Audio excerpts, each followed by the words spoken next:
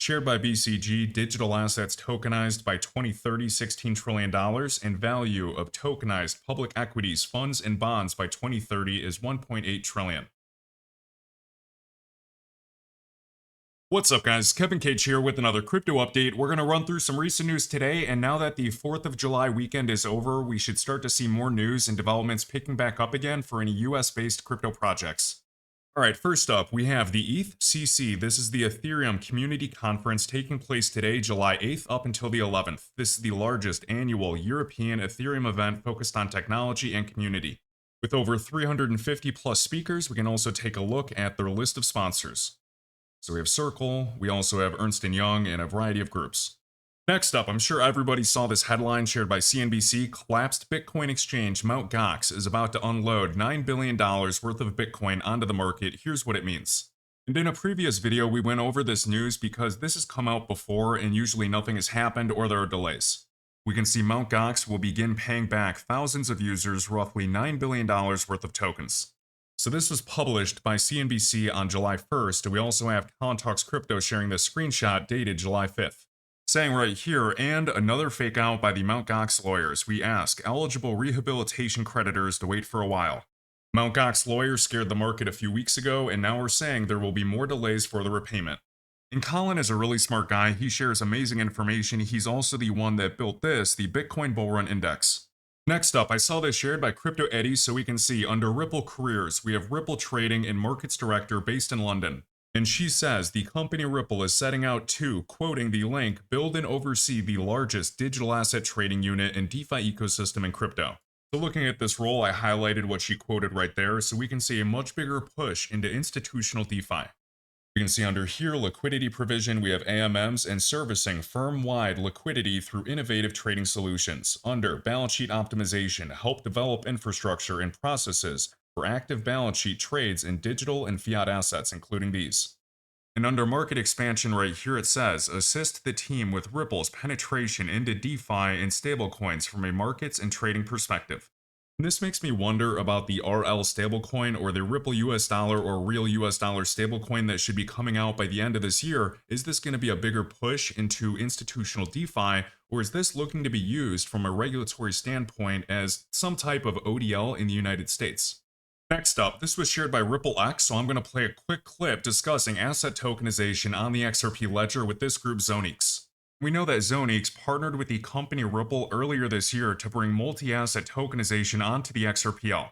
The Zonix solutions are integrated with the XRP ledger. This includes tokenization lifecycle management and then tokenization platform as a service, allowing the tokenization of a variety of more assets, enhancing liquidity, accessibility, and just making it extremely simple.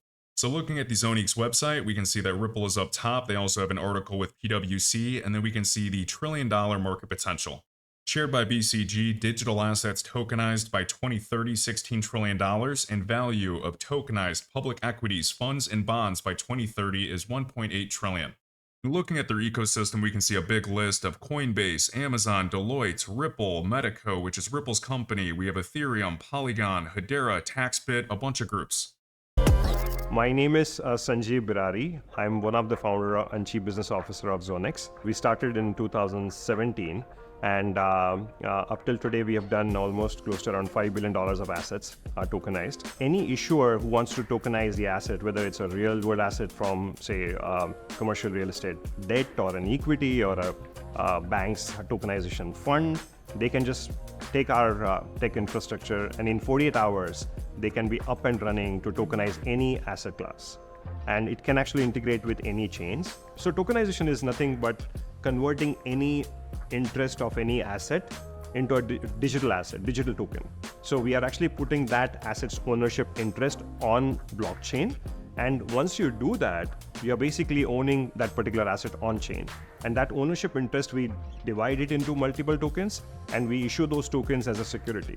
Those securities are actually compliant based on the jurisdiction where the asset class is. XRPL is one of the best ecosystem in terms of the blockchain is concerned. The best example is like their native token standards, the compliant focused, combination of compliant focused regulatory standards. XRPL has got the best institutional ecosystem where you already have major banks actually working with you.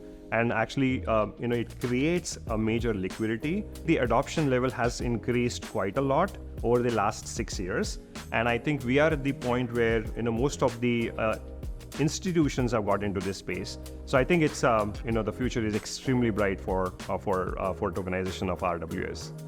I thought that was interesting. We know the tokenization of real-world assets, RWAs, is only going to be growing on a variety of chains, and it's really important that all of these networks can also bridge and are interoperable. So it's likely going to be a multi-chain future. We can see Zonix right here, global compliance vision with a variety of countries below. And just looking at Hong Kong right here, we know that the spot Ethereum ETF trading is completely live, and I would love that to be the case for the United States this summer. So we're seeing some spot Ethereum ETF volumes in Hong Kong, but I want to see trading go live in the US. Next up, saw the Algorand Foundation share this. Take a look at the new Algorand brand found at algorand.co. So it looks like we have a completely new website set up for getting started. We can see ecosystem overview, looking at the technology along with the metrics. We can see getting started with AlgoKit, remember natively supporting Python and AI language, and then other community events, and then additional resources. So it's good to see that they have a new and freshly updated website, really important. We can see other metrics like daily active addresses, and for every single project out there, it is so important to have a nice clean website, a full library, documentation, a developer portal, all types of things. So it definitely already looks better. It looks really simple, getting a wallet, exploring different decentralized applications. We can see the roadmap and start building. Next up, shared by Casper Network, we can see this Saturday taking place is a meet and greet in Bengaluru, India. Next up, shared by Cointelegraph, we have scammers posing as Coinbase representatives, so they reportedly managed to steal 1.7 million from at least one victim amid a string of attacks over the last week. They're phishing for any information over the phone, they're trying to get you to respond and click any types of links, steer clear. Next up, shared by Altcoin Daily, we have the path to alt season. So I'm sure everybody has seen this before. This is shared around a lot. And although this can occur on the micro or the 4-hour chart, this is typically referring to the big moves we see each cycle where Bitcoin leads the way, drawing major moves and all-time highs first, which we haven't seen. So historically, per the past cycles, this is what we've usually seen, and the future can always be different. But historically, Bitcoin runs first and it goes up, Ethereum and other assets can follow behind, and because Ethereum's market cap is much smaller than Bitcoin, it can have a higher ROI at times. And the large caps get their moment every single cycle, and eventually it leads to what's called alt season, when Bitcoin dominance finally crashes. We've gone over Bitcoin dominance exactly, showing you the market peaks, the exact dates when it crashes as Bitcoin goes on a run creating higher highs, and this leads to the historical alt season. We've gone over the Bitcoin monthly price chart previously. It's important to see how this monthly close is, and ideally maintaining candle bodies above the 8-month EMA. I also want to see the BVOL. The ticker is BVOL on TradingView if you want to look at this yourselves, and essentially comparing previous cycle tops, I want to see Bitcoin's volatility index get back up there. So as of now, nothing has changed. We've yet to see the first major move for Bitcoin where we get that first large monthly candle taking out the previous cycle tops like we've seen over the past 3 cycles. Looking at Bitcoin dominance in the historical alt seasons over the past 2 cycles, Bitcoin dominance crashes, Bitcoin creates higher highs, and this leads to alt season. So we've gone over market cycles, and typically this requires Bitcoin to draw major moves in all-time highs. During this point, it can lead the way, and eventually Bitcoin dominance finds its top. So the question is, where is Bitcoin dominance going to find its top before we get confirmation of that first big crash? And we know that when Bitcoin dominance climbs or maintains a similar market share as Bitcoin comes down, alts absolutely get hit hard and dump. But there are some scenarios where Bitcoin, if it goes on a major run, even if Bitcoin dominance does climb, alts can still recover. So at this point for alts, I'm tired of waiting so many years again since Bitcoin's previous cycle top coming up on 1,000 days. I just want to see actual confirmation from the Bitcoin price chart drawing its first major move in all-time highs like the past cycles. And per the length of cycles that we went over in a previous video, I do believe the market cycles for Bitcoin and the crypto asset class are still fully intact.